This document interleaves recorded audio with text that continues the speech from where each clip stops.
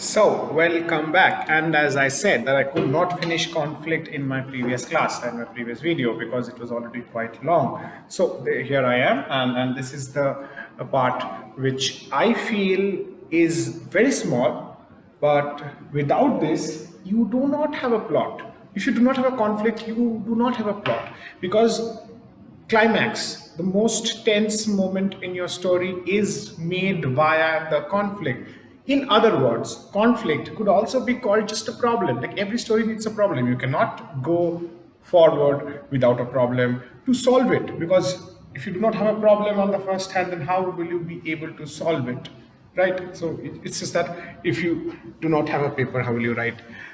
Yeah, it's possible in today's world of computers. But anyway, without a conflict, you cannot have a problem. Without a problem, you cannot have a solution. It's just that when I say problem, it might so feel that it's something much more serious, much more intimidating, but it may not be always. It may not be always. It just could be that your best friend is not talking with you. That could be your conflict. Very, very possible. It could be that the chief protagonist of your story is a 7-year-old kid and she is missing her kittens, who are probably safely kept by her mother somewhere. But for a 7-year-old to not find the their most lovely, their most lovable possession can be earth shattering. So, your problem can again depend on your characters. If you have characters who are really young, it is very much possible that they are intimidated by something which is not so serious for someone who's a grown up.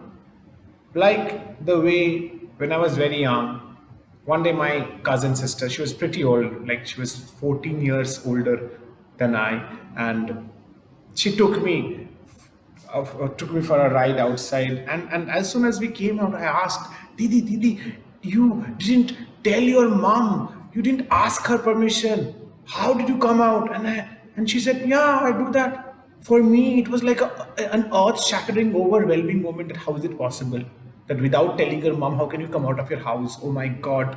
And now she took me to a place. She had me drink cold drinks and maybe something or something. She even is spending money without her mom's consent. This, my dear, can be the problem of a story. Can be the conflict of a story, where there is this 7-year-old kid who has come out of his house without telling his parents, and now he is just tensed that how will he go back. So all the time he's just basically ruminating inside his mind, reflecting in his mind. He's thinking of situations, and maybe he is just 200 meters away from his home. His parents actually can see him from the terrace, but for him, probably he's in Sahara, away from civilization, and he's extremely afraid of himself, because we all know our parents, especially our moms. It's like I am not.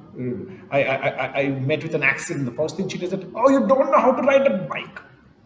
Yeah, I have to accept that. So that kid is also probably thinking like that. Oh my God, I've not told them. When I come out of my house, how will I go back and face them? Your story could basically be this, but you cannot do that without a conflict. And I've tried to categorize types of conflicts. The most common conflict is when a man is against another man, human against human.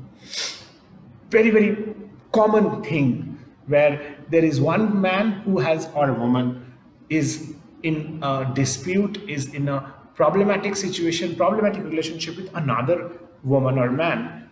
And the relationship could be anything. It could be between a father and a son, and parents and children, could be between a friend and another friend, could be teacher student, my favorite, may not be yours. So all that can come under against human. And trust, I mean, you know already that this is where you will find most of your problems of your story, where there is a problem with another problem. person in the story. I mean, I'm not giving you ideas right now, but in your mind, you've read a lot of stories, maybe fantasy fiction, but they are still stories. You've read enough, and you know that how Gandalf and Saigon were at loggerheads with each other, how Voldemort and Harry Potter were so against each other. Yes, they do symbolize different things. Harry Potter symbolizes good, Voldemort symbolizes evil. He's called the Dark Lord, whereas he's someone who's like a great white, great, I mean, figure who represents goodness. So you all have that. But then comes another very, this may be a bit less explored by you, that how human can be against society. But when you think of yourself, especially in the school situation, you know what exactly that is. That how you are always against the things that the school wants you to do.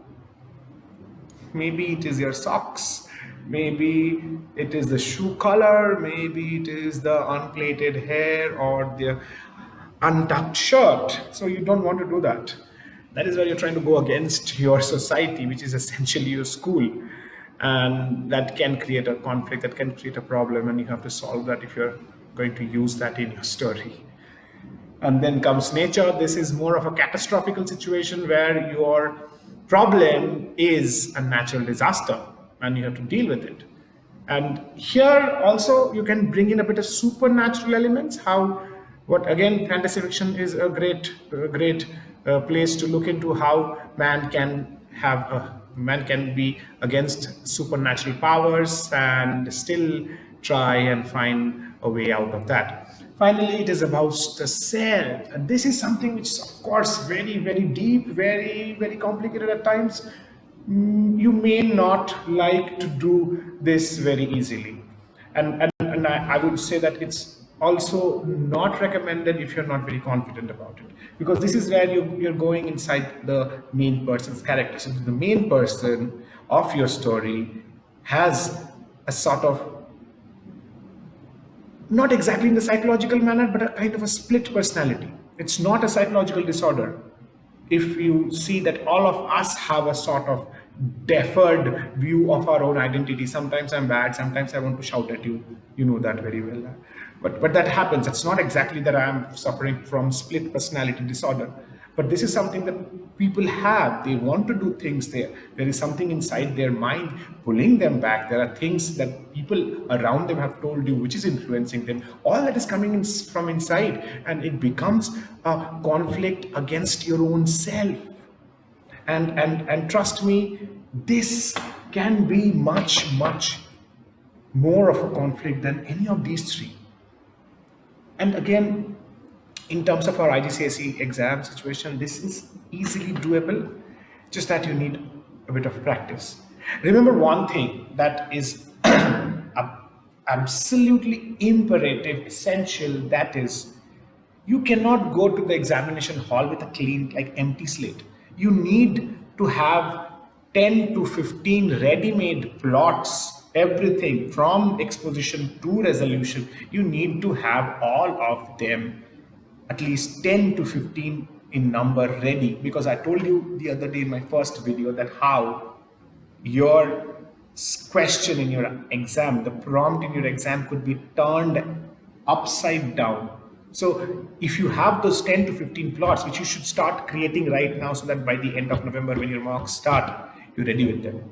And you can test my words when you have your first UT or maybe first progression in grade 10, where you will have to write a narrative story.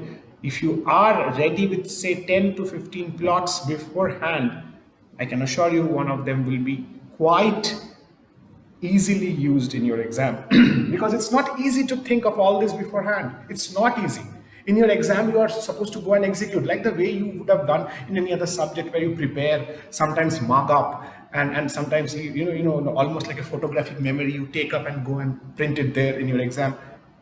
It is something very common to this. Like, so many times your parents have asked you, why aren't you preparing for your English exam? And you say, what is there to prepare?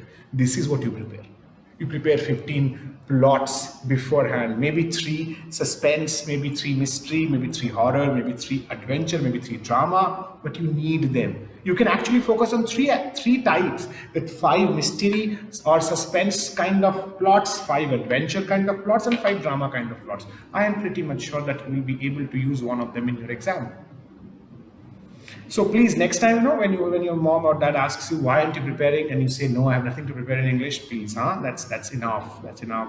We like, you are tired a lot of things that your parents and we say. We are also tired of a lot of things that you say. So please change that, I guess. Anyway, I'll come back again. Thank you.